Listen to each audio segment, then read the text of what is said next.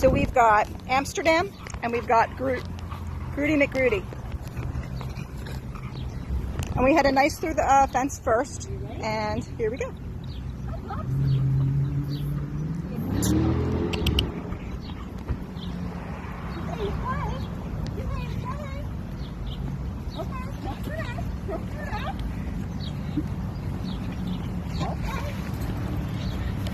Maybe Marsha would be more his style. Maybe.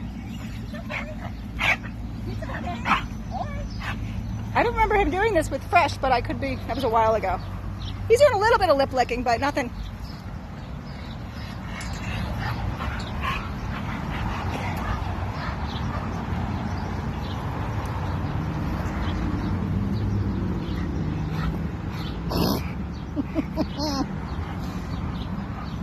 Oh, you put your nose right in his mouth?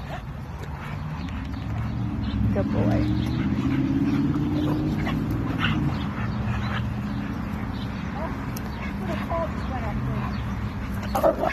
Okay, who was that? That was him. Okay, so he had enough, and he did the same.